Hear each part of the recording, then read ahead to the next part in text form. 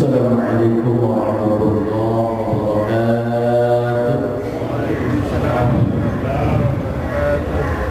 Alhamdulillah alladzi nawwara quluba awliyaihi bil ma'rifati wal iman. Asyhadu an la ilaha illallah wahdahu la syarika al-malikul mannan. وأشهد أن سيدنا محمدا عبده ورسوله المبعوث رحمة للعالمين. اللهم صل وسلم وبارك وكرم على سيدنا محمد وعلى آله وأصحابه وأتباعه وأمته أولي العلم والعرفان. أما بعد، قال الله تعالى في كتابه الكريم وهو أصدق القائلين: أعوذ بالله السميع العليم من الشيطان الرجيم. سبحان الذي أسرى بعبده ليلا من المسجد الحرام إلى المسجد الأقصى الذي باركنا حوله لنريه من آياتنا إنه هو السميع البصير. وقال النبي صلى الله عليه وآله وسلم: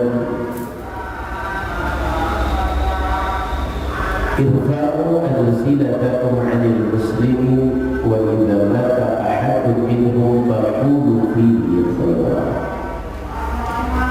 صدق الله العلي العظيم، صدق رسوله النبي الحبيب الكريم، ونحن على ذلك من الشاهدين والشاكرين، والحمد لله رب العالمين. Yang saya hormati, saya muliakan para asatidz guru saya, yang saya hormati, saya muliakan pengurus DKM Baitul Azhar, yang saya hormati, saya muliakan ayah bunda sekalian yang hadir pada kesempatan subuh kali ini. Tasyukur dinikmat, pertama-tama marilah kita sama-sama bersyukur kepada Allah atas seluruh nikmat Allah yang mana Allah telah memberikan nikmatnya pada kita semua, sehingga alhamdulillah dengan nikmat Allah lah pada kesempatan subuh kali ini Allah berikan kita kesempatan, Allah berikan kita kekuatan, Allah berikan kita keinginan di hati kita untuk hadir melaksanakan subuh berjamaah. Dilanjutkan dengan kajian rutin kita mukhtarul hadis. Mudah-mudahan amal ibadah yang kita lakukan ini diterima oleh Allah Subhanahu wa taala dan menjadi wasilah Allah curahkan rahmatnya kepada kita. Allah jauhkan kita semua dari segala musibah dan balai, dan Allah bahagiakan kita semua di dunia dan di akhirat nanti. Amin ya Allah ya Rabbal alamin. Rahmat teriring salam semoga Allah curahkan, semoga Allah limpahkan selalu kepada Nabi kita, Rasul kita, yaitu baginda Rasul Muhammad sallallahu alaihi wasallam. Baik, kita bersalawat dulu. Salamullah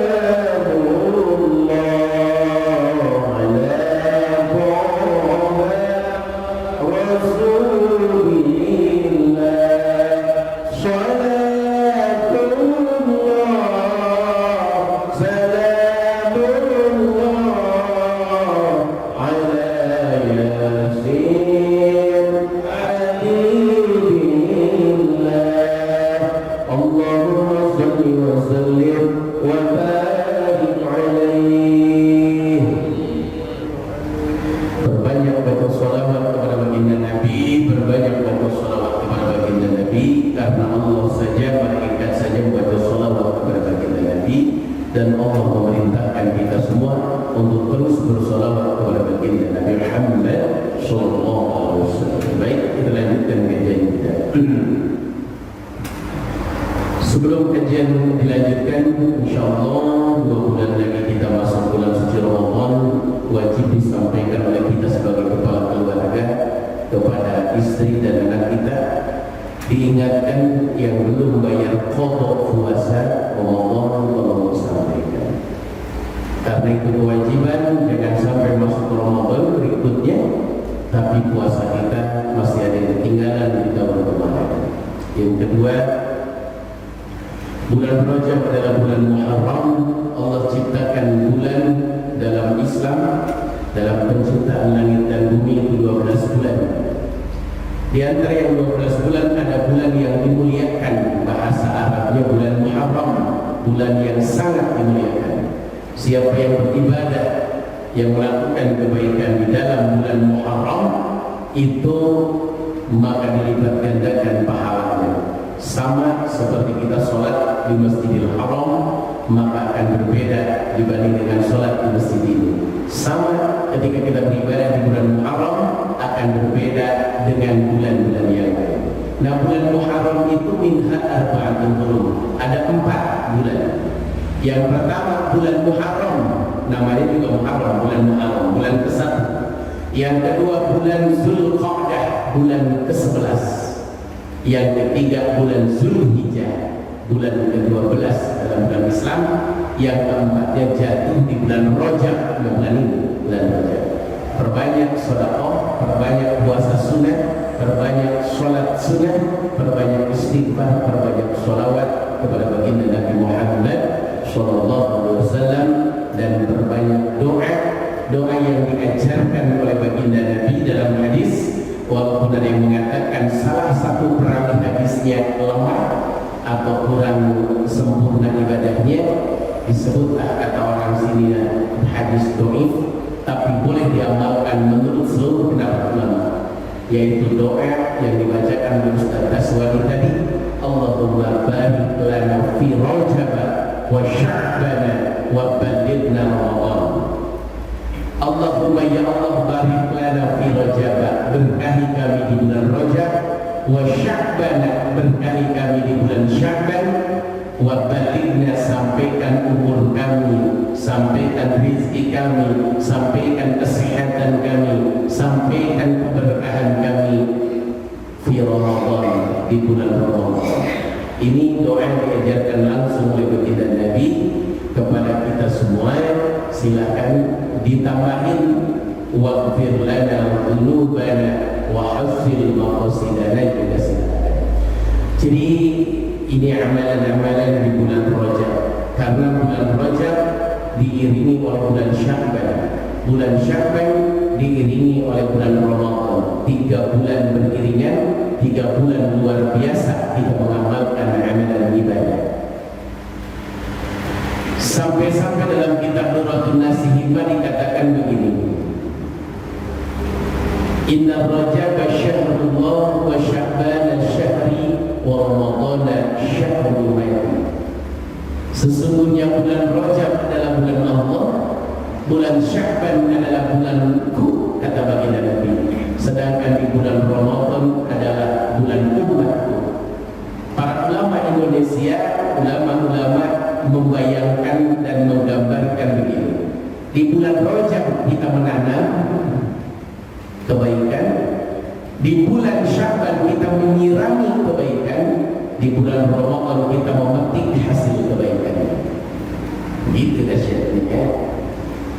Di bulan Rajab, kenapa dengan bulan Sya'ban, kenapa dengan bulan Ramadan? Di bulan Rajab ada peristiwa yang luar biasa, satu malam yang luar biasa, yaitu malam khawarikul adat, yang tidak masuk dengan akal manusia, butuh iman. Kalau tidak iman tidak akan percaya, yaitu malam mukjizatnya baginda Nabi yaitu diisrakan dan dimi'rajkannya baginda Nabi dari Masjidil Haram yang ada di kota Makkah ke Masjidil Aqsa yang ada di Palestina, lalu dinaikkan atau dimi'rajkan ke langit pertama sampai ke langit ke-7 sampai ke Sidratul Muntaha, diperlihatkan surga, diperlihatkan neraka, kembali lagi sebelum tiba waktu subuh. Jadi nggak masuk akal, tapi wajib beriman, wajib percaya, karena Allah yang menegaskan dalam Quran surat Al-Isra, Bani Israil ayat 1, Subhanalladzi asra bi'abdihi lailan minal masjidil haram ilal masjidil aqsa alladzi barakna hawlahu linuriyyahu min ayatina innahu huwas samiul alim. Maha suci Allah yang telah memperjalankan hamba-Nya. Jadi kalau Nabi berjalan dari Masjidil Haram ke Masjidil Aqsa, naik ke langit dalam waktu itu nggak mungkin. Tapi karena baginda Nabi diperjalankan, bukan berjalan, diberjalankan, maka sangat mungkin. Indonesia dari Bandara Soekarno-Hatta ke Jeddah King Abdul Aziz atau ke Madinah, ke Bandara Madinah 9 jam 10 menit, nggak mungkin Pak kalau berjalan. Tapi karena diberjalankan dengan pesawat Garuda, diberjalankan dengan Saudi Arabia, diberjalankan dengan Emirat Arab, maka sangat masuk akal, sangat masuk akal. Karena tidak berjalan tapi diberjalankan. Dari Maut ujung Kabupaten Tangerang ke Islamik, nggak mungkin Pak. Berangkat 2:30 nyampe sini kalau berjalan. Tapi karena diperjalankan oleh bensin, diperjalankan oleh mesin, alhamdulillah nyampe ke sini sebelum azan subuh. Karena apa? Diberjalankan. Ini harus yakin. Yang kedua, bulan Rajab sangat dekat dengan bulan suci Ramadan. Oleh karena itu di bulan Rajab ada malam Isra Mi'raj, di bulan Sya'ban ada malam nisfu Sya'ban, setengah bulan Sya'ban. Ulama berpendapat di malam itu ditulis atau dilihat atau diganti buku amal kita, dilihat ya, diperhatikan ditutupnya buku amal kata ulama. Makanya di malam itu warfa' ra'saka wa yadayka ila sama. Dalam hadis itu, tengadahkan kepalamu, tengadahkan tanganmu ke langit, minta sama Allah dengan sebuah doa permohonan. Kalau lihat depannya, faqum wa sholli warfa' ra'saka wa yadayka ila sama. Ya, karena di malam nisfu Sya'ban tuftahu salatu mi'ati babin minal rahmah, dibukakan 300 pintu rahmat. Rugi kalau kita nggak minta ampunan pada malam hari. Begitu juga di bulan Ramadan ada satu malam yang dahsyat, yang sangat fenomenal, yang kalau kita beribadah lebih baik daripada 1000 bulan, yaitu Lailatul Qadar.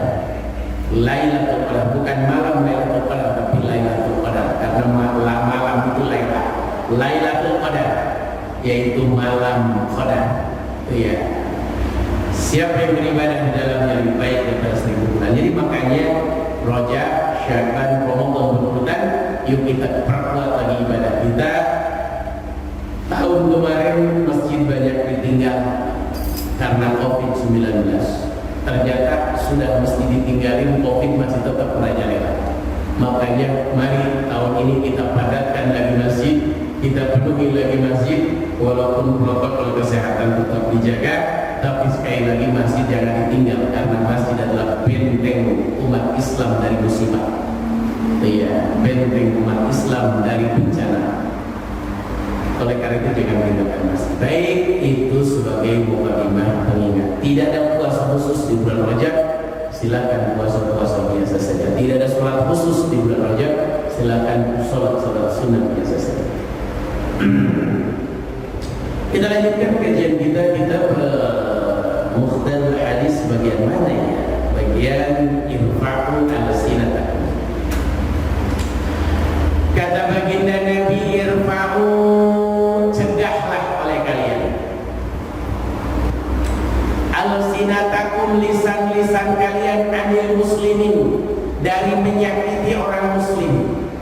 Wa idza mata, apabila meninggal sopo ahadun salah seorang di antara kalian minhum dari kaum muslimin faqulu katakanlah oleh kalian fihi di orang yang meninggal tadi khairan kebaikan. Halaman 19.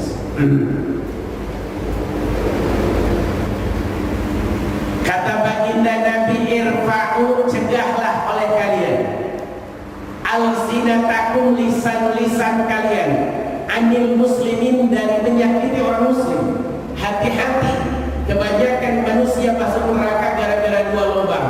Yang pertama lubang mulut, yang kedua lubang kemaluan. Hati-hati, mulut ini harus dijaga. Jangan sampai orang muslim sakit hati gara-gara mulut kita.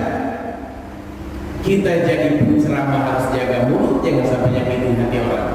Kita nggak ngerti agama, jangan sampai nyakitin orang. Kita paham agama, jangan sampai nyakitin orang. Kita kaya, jangan sampai nyakitin orang. Kita miskin, jangan sampai nyakitin orang. Pokoknya dijaga lisan. Jangan sampai nyakiti orang lain. Bahasa hadis Nabi di redaksi lain, falyaqul khairan aw yasmut. Berbicara baik, kalau nggak bisa berbicara baik maka diam saja.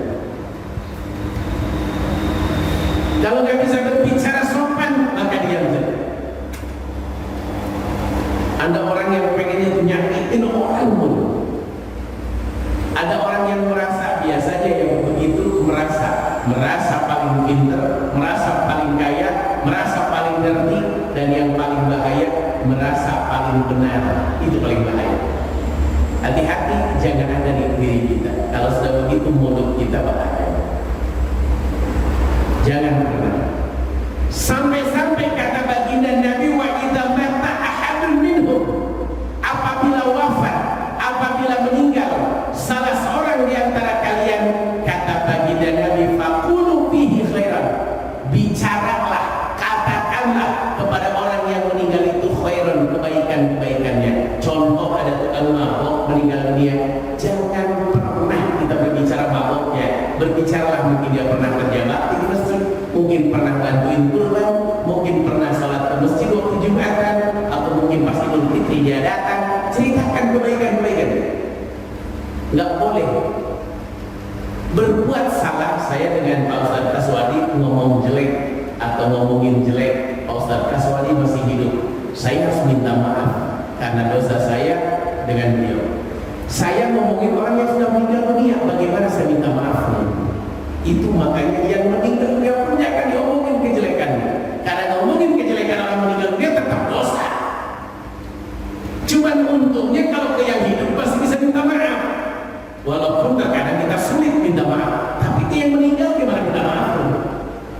Makanya punten, jangan pernah ngomongin keburukan orang, walaupun orang itu sudah meninggal dunia dan nyata-nyata dia punya keburukan. Jangan. Dia nggak boleh, karena minta maafnya susah.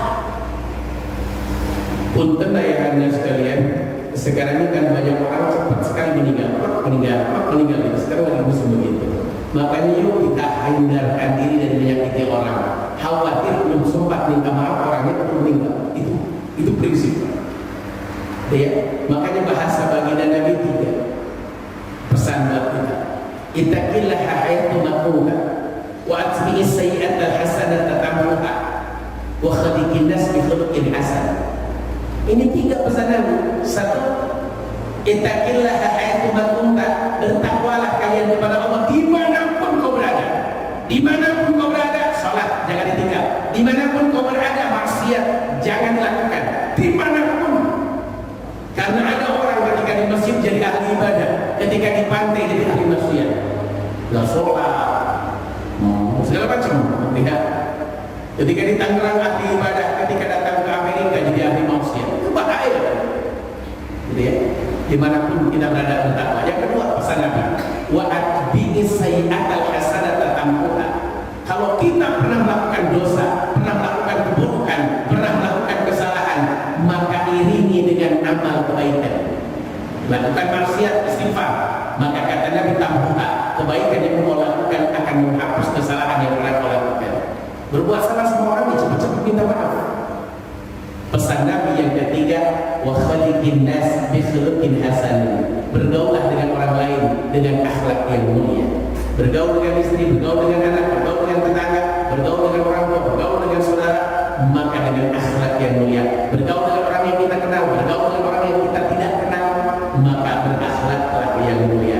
Makanya dalam ucapan salam saja kata Nabi, man arafa wa man lam ta'arif. Ucapkan salam kepada orang yang kau kenal dan engkau tidak kenal. Saking etika ini sangat penting. Ini.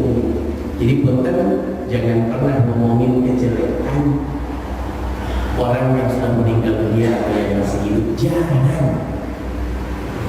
Kitab Minhajul Azkiyah, Kifayatul Azkiyah, Minhajul Azkiyah, kitab tasawuf. Dalam kitab tasawuf itu dikatakan syarat taubat itu ada 8. Ternyata syarat taubat kepada Allah itu lebih ringan daripada syarat taubat kepada manusia.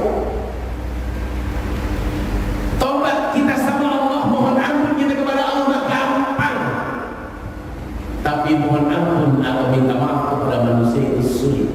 Kenapa? Pertama, kalau kita bertobat, dosa kita yang berhubungan dengan Allah, pernah ini. Gampangnya satu, Allah punya sifat Rahman, Rahim, Ghafar.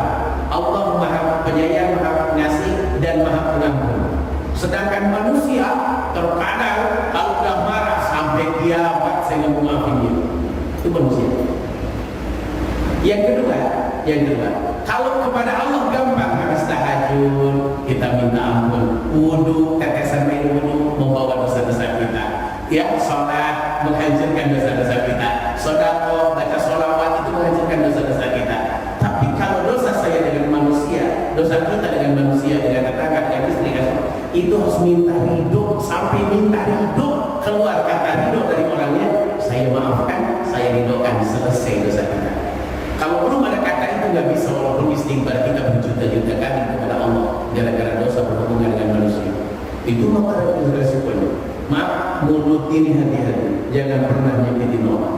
Mulutin, jaga betul, jangan sampai nyakitin orang. Baik, berkatalah yang baik, karena kata-kata yang baik adalah doa. Begitu juga dengan kata-kata yang buruk adalah doa. Dalam sejarah Syekh Sudais, dia bukan anak yang baik awalnya. Dia anak yang kurang baik dalam sejarah. Nakalnya beliau, saking nakalnya Syekh Sudais ini dalam sejarah. Di rumahnya mau ada pesta, bukan ya, ada jamuan makan. Itu jamuan makanan yang sudah disiapkan oleh ibunya diisi pasir semua sama Syekh Sudais. Diisi pasir, marah ibunya. Dalam marahnya kata ibunya, kamu jangan pernah pulang ke rumah ini sebelum jadi imam Masjidil Haram. Itu dalam artinya ternyata doanya kami jadi imam Masjidil Haram. Tengok dalam sejarah sekitar, dalam sejarah ini ya. Kamu nakal banget, udah suruh jadi imam Masjidil Haram. Ternyata betul. Makanya hati-hati kalau kita bicara kesel, bicaralah yang baik, jadikanlah doa yang baik. Jangan kamu pokoknya sampai nggak bisa lihat kamu, nggak bisa jalan kamu, udah anak kita lumpuh tabrakan. Jadi jangan bicara yang baik, doakan yang baik. Gitu.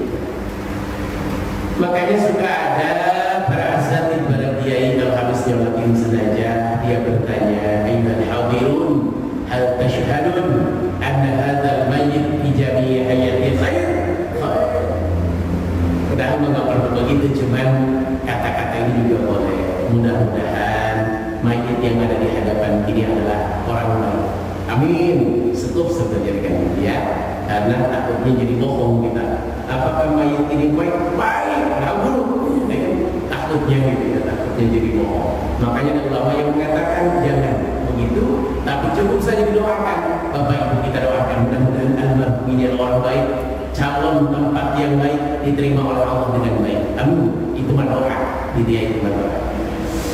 Baik, kita lanjutkan ke hadis yang kedua.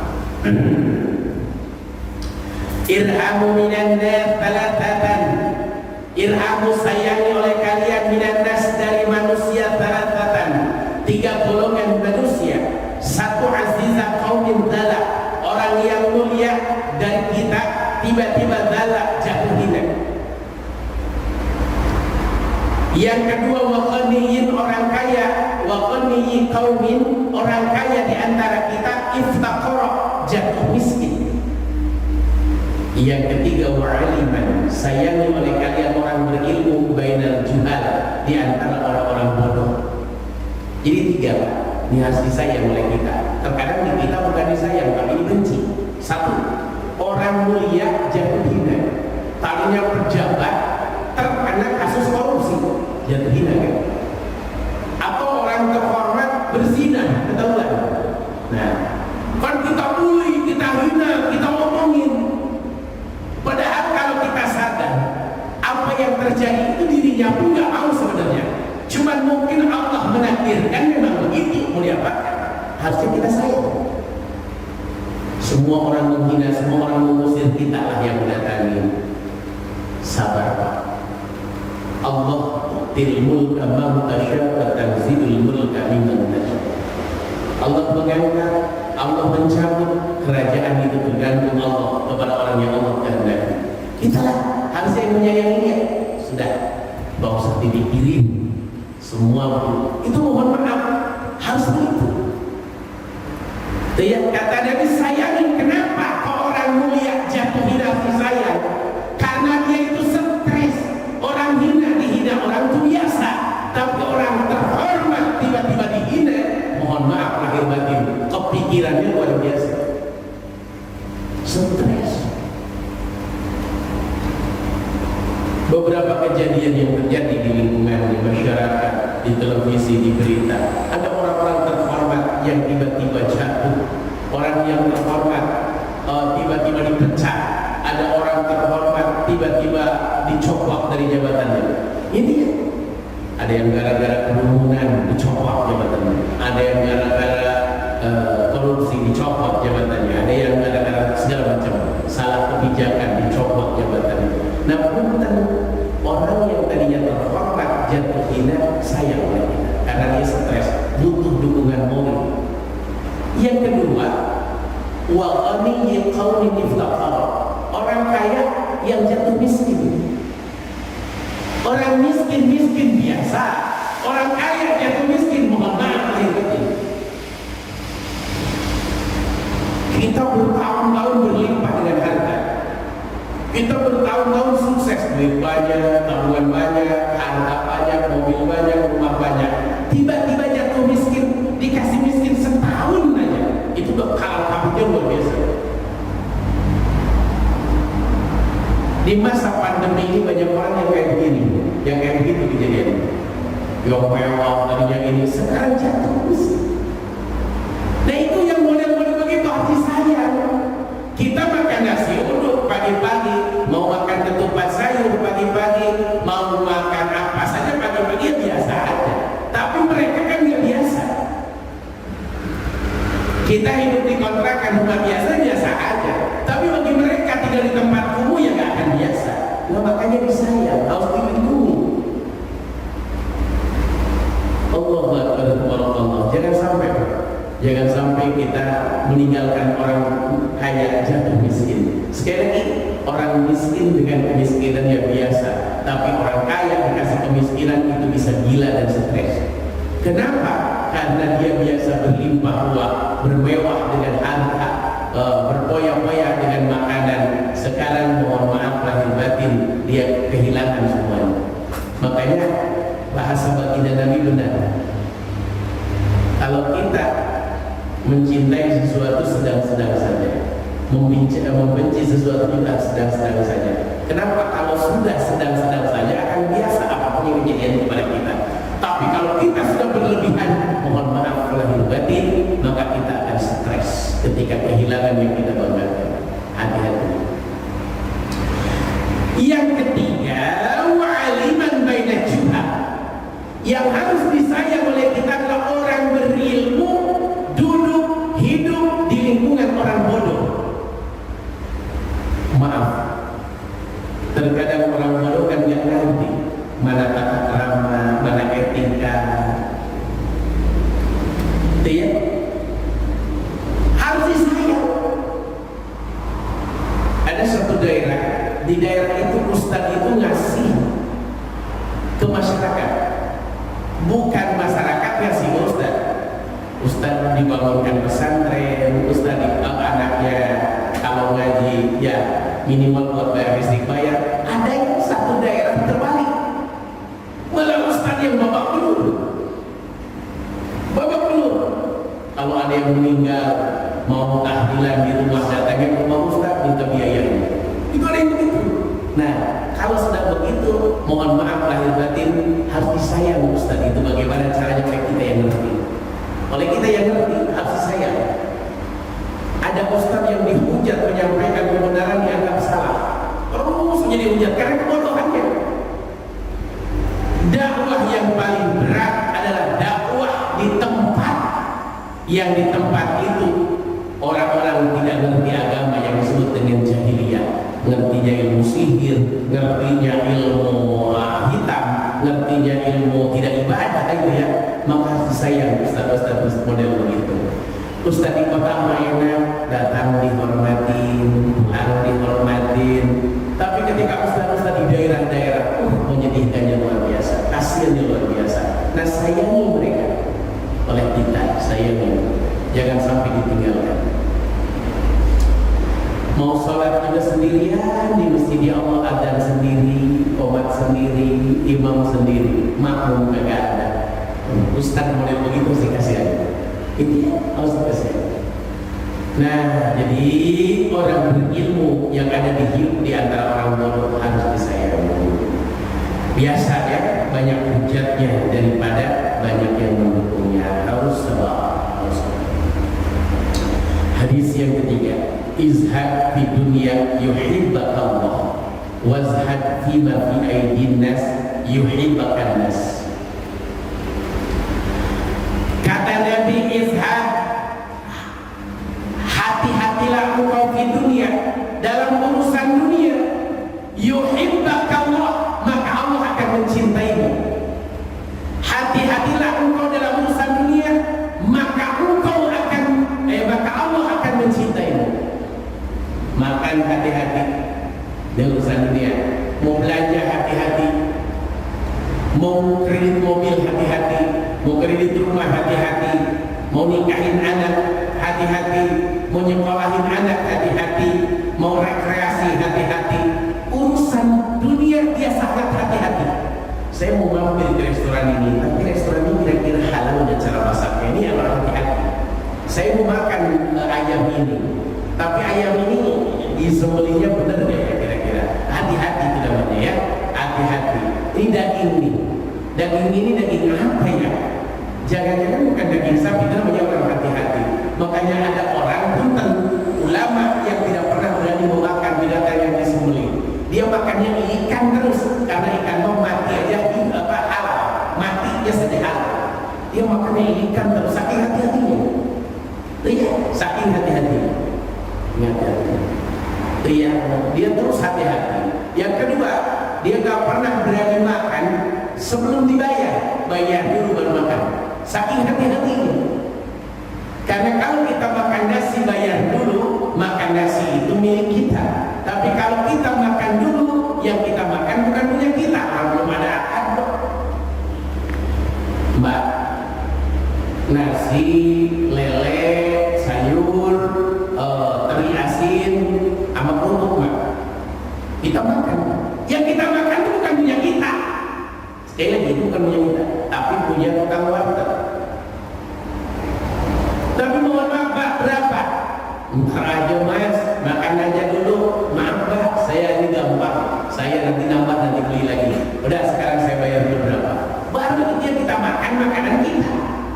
Itu banyak yang salah. Orang ulama-ulama yang soleh tidak berani dia makan tanpa bayar dulu, karena belum tentu umur kita panjang. Bisa aja pas lagi makan keselak meninggal. Berarti belum bayar makan makanan orang. Nah ini hati-hati. Orang yang hati-hati dalam ibadah, hati-hati dalam berpakaian, hati-hati dalam bersikap, hati-hati dalam berperilaku, hati-hati dalam bergaul di dunia ini, maka yuhibbaka Allah, Allah akan mencintai. Makanya hati-hatilah dalam segala hal. Jangan asal makan, Jangan asal ambil, jangan asal pakai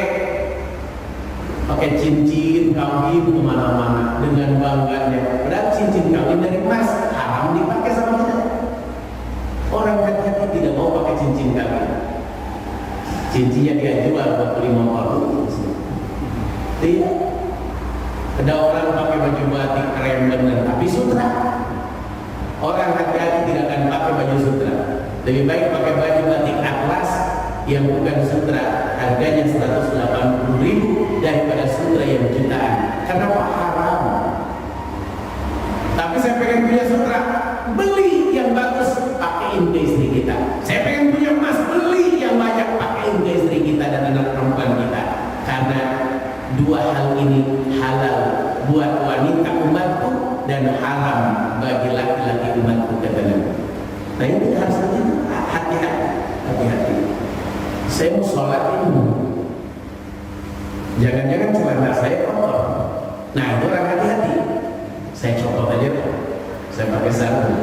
Makanya jangan kaget kalau di kampung-kampung orang sholat di musola-musola, sampai ke masjid, sampai ke musola, prosot celana keluar ke belakang.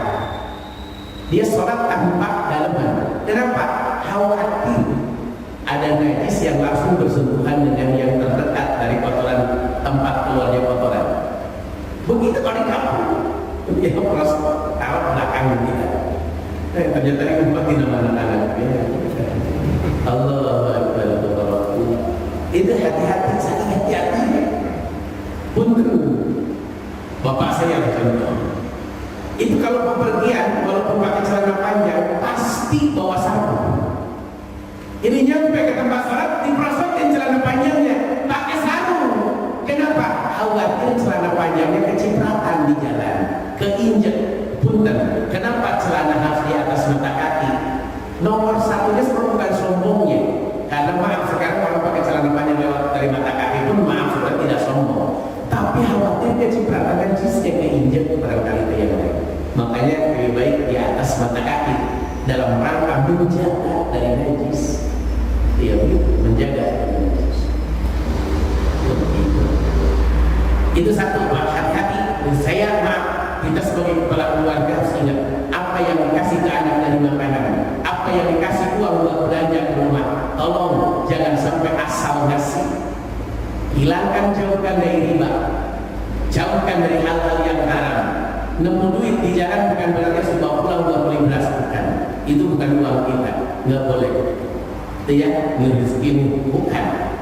Itu amanah yang berat. Makanya saya paling nggak mau nemu barang diambil. Karena 1 tahun prosesnya harus disebarkan ke masyarakat. Ini barang siapa? 1 tahun. Setelah 1 tahun silahkan mau digunakan boleh atau mau disodakotkan silahkan. 1 tahun prosesnya. Iya. Jadi kalau mau beli 10.000 1 tahun sebarkan orang-orang. 1 tahun prosesnya panjang itu. Iya, panjang sekali. Jadi nggak main-main. Begitu juga ketika nyolatin jenazah. Ketika nyolatin jenazah, ternyata dikasih uang pas nyolatin. Harus hati-hati Pak. Tanya, ini uang apa? Ini mau uang itu apa namanya? Pidyah. Pidyah siapa? Pidyahnya apa? Tanya dulu. Karena tidak semua orang meninggal dunia harus bayar pidyah. Yang bayar pidyah itu yang meninggalkan sholat atau puasa. Bayar pidyahnya. Pidyah. Jangan-jangan itu uang punya anak yatim dari peninggalannya almarhum. Oh iya, jangan berani-berani kita makan, jangan berani-berani kita ambil, karena tidak ada sedekah bagi orang sholat. Nggak ada masa sholat di sedekah ini. Nah, jadi punten mohon. Dan andai pun fidyah, tengok dulu fidyah itu buat orang miskin. Kita kategorinya miskin atau bukan? Makanya kalau saya pribadi ngimamin sholat jenazah jadi makmum, ketika dapat uang dikasih, biasanya daerah Peru ini masih banyak yang pakai dikasih uang, masih ada kita melakukan daerah Peru gitu ya, perumahan mana saja, gitu, bukan Tangerang, bukan perumahan mana saja atau perkampungan, maka biasanya saya masukin ke kotak amal saja, karena kalau dibalikin juga bingung, orangnya sibuk, akhirnya saya masukkan. Tapi kalau dimau nanti santri-santri karena dimau itu nanti saya terima semua, saya kumpulkan, saya ikat, nanti saya suruh kembalikan ke santri, ke keluarganya, silakan dikembalikan, tapi setelah selesai 7 hari. Targetnya begitu, santri-santri itu begitu. Mereka boleh menerima, khawatir menyakiti, tapi nanti kita balikan, kita ikat, kita balikan. Mudah-mudahan jadi dakwah. Lama-kelamaan nggak ngasih ke kita, wah malah juga dibalikin, nggak usah dikasih. Nah itu jalan dakwah itu seperti itu. Saya sudah coba di satu perumahan. Dulu di perumahan itu kalau ngelatin pasti dikasih uang. Akhirnya lama-kelamaan saya mengakalin, bapak-bapak, alhamdulillah hari ini kita dapat rezeki, tapi rezeki ini belum jelas harta siapa. Di depan sana ada kotak amal, silakan masukkan ke kotak amal. Mudah-mudahan jadi sedekahnya baik. Niatkan pahalanya bermain. Saya kira begitu. Alhamdulillah, lama-kelamaan kapok yang punya keluarga. Kalau ada yang minta kemarin juga masuk kotak amal semua, nggak usah dikasih. Akhirnya alhamdulillah, udah hampir 15 tahun sampai hari ini tidak ada lagi mengamploki orang yang melatih. Karena itu udah jelas. Kalaupun dia harus pakai beras, bukan pakai uang. Nah, dan yang menerimanya harus orang miskin. Nah itu seluruskan hal-hal yang lain. Hati-hati Pak.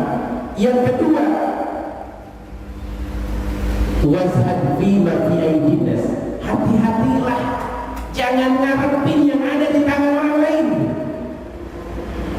Melihat sebelah sholat pakai batu cincin langsung ngiler, mudah-mudahan batu cincin dikasih ke saya. Itu namanya orang ngarep Allah. Jangan, hati-hati barang orang lain di hadapan orang lain. Jangan selalu pengen punya orang lain. Jangan. Maka yuhibbakan nas, orang-orang akan mencintaimu.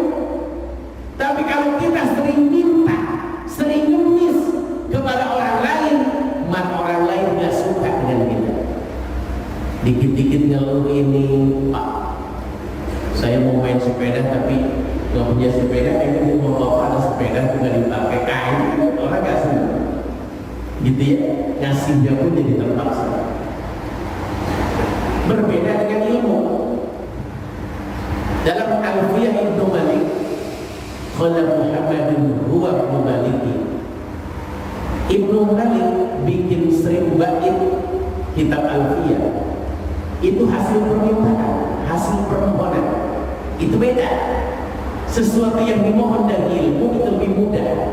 Di masjid ini pengen bahas ini, itu lebih enak memberikannya karena pengen dibahas tentang itu. Contoh. Tapi kalau harta benda, manusia itu innal insana khuliqa halu'a. Karakter manusia itu aslinya pelit dan hobi berkeluh kesah. Surat ini dijelaskan. Makanya kalau ada yang minta-minta itu unek-unek. Beda dengan Allah. Allah itu senang kalau diminta. Makanya jangan pernah tidak hati-hati apa yang ada di hadapan kita dan manusia.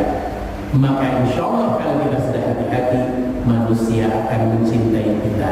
Pulang dari masjid ngambil sendal sembarangan, padahal sendal orang kita ambil. Nah itu namanya tidak hati-hati namanya. Asal jalan aja. Kan sering dari masjid begitu.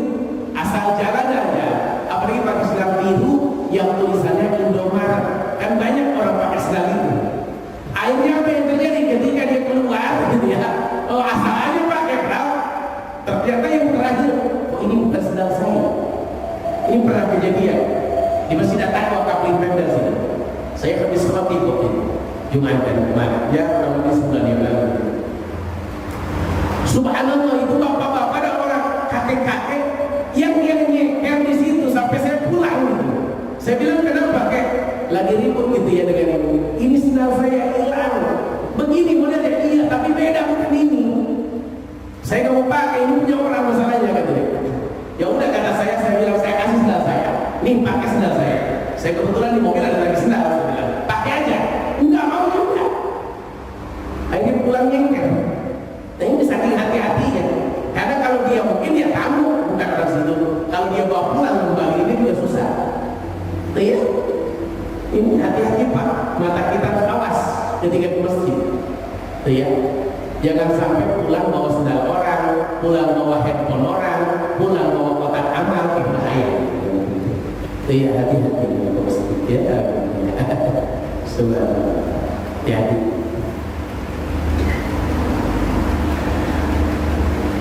Itu hadis yang ketiga. Yang keempat, azhadun nas fil alim ahluhu wa jiranuhu.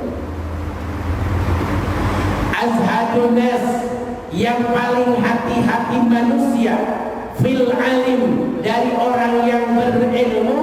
Siapa? Ahluhu, keluarganya, wa jiranuhu, dan tetangganya. Dampak positif yang dihasilkan dari orang berilmu adalah keluarga dan tetangga.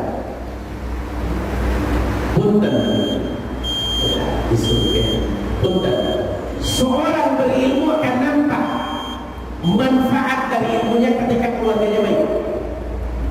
Seorang berilmu akan nampak manfaatnya dari tetangganya baik. Makanya punten, dampak dari hidup kita adalah akan menular ke lingkungan kita. Insya Allah seorang berilmu akan disebut manfaat ketika keluarganya hati-hati, keluarganya tidak cinta dunia, keluarganya lebih senangnya akhirat, keluarganya sederhana. Berarti berhasil itu seorang berilmu. Akan apa? Tapi kalau seorang ustaz, seorang kiai, seorang ulama, anaknya nggak pakai jilbab, hobinya hula-hula, hobinya bergaya, tamat sudah, tamat. Sampai tetangga kiri kanan itu mohon maaf, ke bawah dengan kebaikan seorang berilmu. Di pesantren, tetangga pesantren itu maaf, akhlaknya itu ke bawah seperti santri. Kenapa kok bisa ke bawah? Yang tadinya nggak pakai jilbab jadi pakai jilbab. Ya kenapa? Nggak enak alasannya awalnya. Lama-lama karena taat kepada Allah. Nah ini, makanya hati-hati tetangga. Andai saja tetangganya tidak baik, keluarganya tidak baik, sehebat apapun orang berilmu, sesoleh apapun orang berilmu, maka akan tercemar dengan keburukan keluarga dan tetangganya. Ngapain mendidik orang, keluarganya sendiri kayak gitu? Ngapain mendidik orang, tetangganya juga kayak begitu? Nanti akan terbalik seperti itu. Maka berhati-hatilah dalam segala hal. Hadis ini adalah hadis terakhir. Begitulah bapak-bapak yang saya muliakan. Jadi insya Allah kita belajar hati-hati dalam segala hal. Zuhud itu artinya hati-hati, nggak boleh sembrono. Makanan, minuman, tempat tinggal yang kita pakai, dalam bergaul harus hati-hati.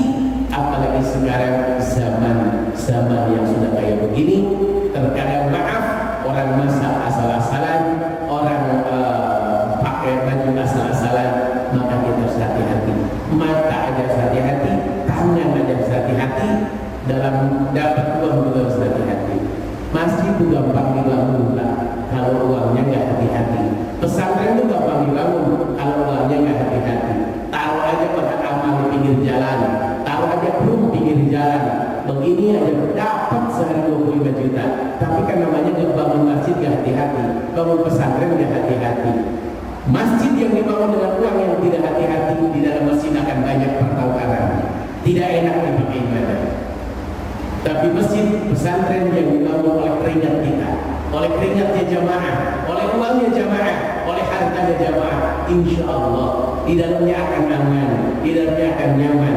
Jadi jangan bangga kita naruh di pinggir jalan, hari ini dapat 30 juta, jangan bangga. Bisa jadi ada uang-uang yang tidak baik untuk buang sial di tanah tersebut. Itu kan bahaya. Itu ya, bahaya sekali. Oleh karena itu, dimanapun kita bangun masjid, dimanapun bangun pesantren, mari kita sokong oleh kaum muslimin. Jangan biarkan itu diambil orang, karena itu adalah ladang pahala. Itu ya. Mudah-mudahan ada manfaat. Silakan kalau ingin ditanyakan, mau silakan. Alhamdulillah. Baik, kita tutup dengan doa. Astaghfirullahaladzim, astaghfirullahaladzim. Allahumma salli wa sallim ala sayyidina Muhammadin fil awwalin wal akhirin wa barik wa karim wa radiyallahu tabaraka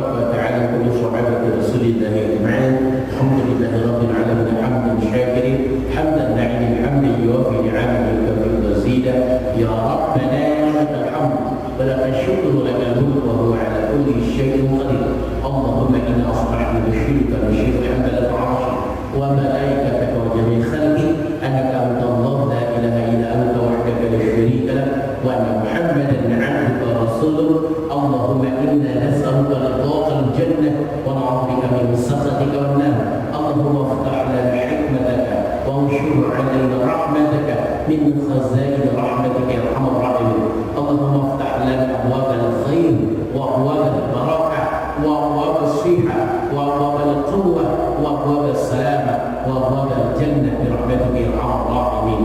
اللهم ربنا اغفر لنا ذنوبنا ولوالدينا وارحمنا وارحمنا كما ربيانا الصغار ولجميع المسلمين والمسلمات والمؤمنين والمؤمنات الأحياء والأموات ونتوب إليك. ربنا لا تزغ قلوبنا بعد إذ هديتنا وهب لنا من لدنك رحمة إنك أنت الوهاب. ربنا آتنا في الدنيا حسنة وفي الآخرة حسنة وقنا عذاب النار. فلك سبحانك رب العزة عما يصفون. سلام على المرسلين والحمد لله رب العالمين. مولانا يا مولانا يا سميع دعانا مولانا يا مولانا يا سميع دعانا